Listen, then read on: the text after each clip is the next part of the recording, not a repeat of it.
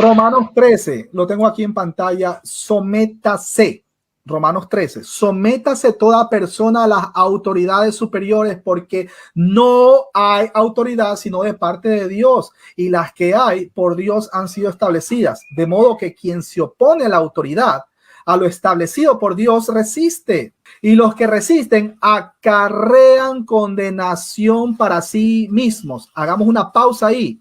Muchos malinterpretan el texto. Dice, no, es que si nosotros no firmamos el documento ese a favor de los LGBTI, estamos en contra de Dios, porque tiene un shampoo, una mezcolanza en su cabeza. Versículo 3, porque los magistrados no están para infundir temor al que hace el bien, sino al malo. ¿Quieres pues no temer la autoridad? Haz lo bueno y tendrás alabanza de ella, porque es servidor de Dios para tu bien. Pero si haces lo malo, teme, porque no en vano lleva la espada, o es como que ahora dijéramos, no en vano el policía tiene un revólver aquí en su cinturón, más o menos para entrar en el contexto histórico, ¿no?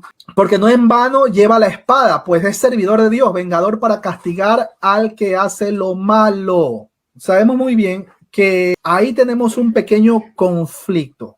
Ustedes recuerdan en la historia Daniel capítulo 3, versículo del 13 al 40. Tres jóvenes hebreos, Sadrach, Mesach y Abednego, le habían mencionado, pues la máxima autoridad le había dicho, apenas suenen la flauta, la zampoña, los instrumentos musicales, tienen que postrarse en tierra y adorar, y etcétera, etcétera. Ellos sabían claramente que eso estaba en contra de la ley de Dios, porque ya era un tema de idolatría. Mis hermanos, en este tiempo, ¿cuánta gente aprueba este tipo de situaciones que van en contra directamente de Dios? Ahora en Argentina está con ese formulario de que si tú no llenas el formulario a favor, no lo firmas a favor de todos estos movimientos del LGBTIQ, pañuelos verdes, etcétera, etcétera, si tú no firmas, simplemente tú no vas a tener licencia de conducir. ¿Qué creen ustedes que haría un cristiano? Mi hermano, vamos a hacer ejercicio.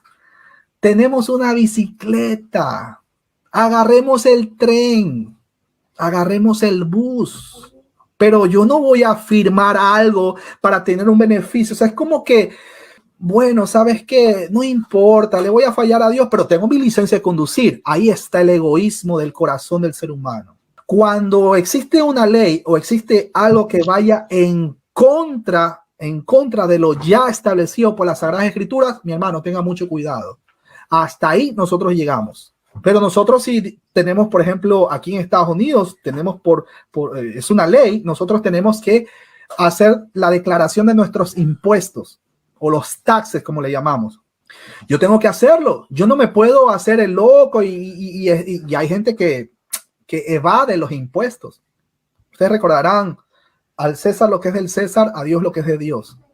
Yo tengo que hacer las cosas, tengo que someterme a las autoridades, a lo ya establecido aquí en este país. Yo no voy a agarrar un carro y a salir manejando como loco a 80 millas por hora, no sé si allá es en kilómetros, y como que no tengo, sin Dios y sin ley, y de repente, ay, se cruzó por ahí alguien y lo fui matando, no importa, no puedo, tengo que someterme, mis hermanos, tengo que someterme, pero cuando nosotros debemos decir, espera, así tampoco, yo no me voy a someter así como tú estás poniendo tu ley. Por ejemplo, si el día de mañana nos dicen, bueno, todos los cristianos están prohibidos de reunirse en sus casas para predicar la palabra del Señor, mis hermanos, lo tendremos que hacer a escondidas, como en algún momento lo hacían los primeros cristianos, los cristianos primitivos. Lo hacían en las catacumbas, lo hacían escondidos, porque imagínense, eran perseguidos. Muchos de ellos fueron arrastrados en los coliseos romanos. Entonces, Sadrach, Mesach y Abednego no se doblaron, no se doblegaron ante esta situación. Bueno, la escritura dice que ninguno puede servir a dos señores. Eso lo vemos en Mateo capítulo 6, versículo 24. Ninguno puede servir a dos señores, porque o aborrecerá al uno y amará al otro, o se llegará al uno y menospreciará al otro. No puede servir a Dios y a Mamón. No podemos nosotros estar con un pie en las cosas del Señor y con otro pie en las cosas del mundo. No importa, es un formulario nomás que ahí lo aprueba para el movimiento LGTBIQ. A lo mucho nos han de descontar un valor, un dinero para que salgan los pañuelos verdes a que sigan, tú sabes, con todas estas marchas y todos estos abortistas, etcétera, etcétera. Mis hermanos, yo les voy a decir una cosa. Voy a hablar ahora de este lado. En Estados Unidos, bueno, y en algunos países, en Estados Unidos ha existido 2 grandes ataques terroristas a lo largo de la historia. 2 grandes ataques, y eso ha matado más gente que incluso que el mismo holocausto nazi. 2 grandes ataques terroristas, y no tiene nada que ver con los terroristas de Al Qaeda y que tiran los aviones con las torres gemelas, no tiene nada que ver. 2 grandes ataques terroristas. El primero es la legalización del aborto y el segundo es la legalización del matrimonio igualitario. 2 grandes ataques. Satanás siempre ha odiado todo lo que tenga que ver. Acuérdense que la familia pues es el núcleo de la sociedad. Ya si yo salgo en este tiempo con mi esposa y con mis niños y vamos a pasear, por ejemplo, a Nueva York, nos ven como bichos raros. Nos ven raros. ¿Cómo? Dice, él es el papá, la mamá y los niños. Entonces como que no. ¿Por qué? Porque ya estamos en un tiempo en donde a lo malo lo llaman bueno y a lo bueno lo llaman malo. Hemos llegado al punto, ya a punto de colapsar. Estamos a las puertas de la segunda venida de nuestro Señor. Estamos ya como en los días de Noé. Estamos con tremenda depravación moral, en donde la inmoralidad es el menú del día. Estamos exactamente como estábamos en los tiempos de Sodoma y Gomorra. Ahora, como referencia, en fin de año, aquí hay un programa, una transmisión que se hace todos los fines de año, en donde está el presentador, ¿no, verdad? Está diciendo, sí, ya faltan 10 minutos y etcétera, etcétera, y hay una esfera o una bola, está en un lugar que le llama Times Square, en Manhattan, y esa bola va bajando conforme va, el tiempo va en retroceso. Entonces va 10, 9, 8, entonces todo está bajando y toda la gente ahí, los artistas están listos para cantar, etc. Entonces toda esa bola va bajando y entonces está el reportero o el presentador de esa situación, ¿no, verdad? Está ahí. Y que resulta que estaba otra persona, un varón también. Mis hermanos, se dieron un beso delante de todo el mundo y esa transmisión lo ve todo el mundo. Gracias a Dios. Mis hijos no vieron eso. Gracias a Dios. Mis hijos estaban concentrados dibujando porque no tenían sueño ese día.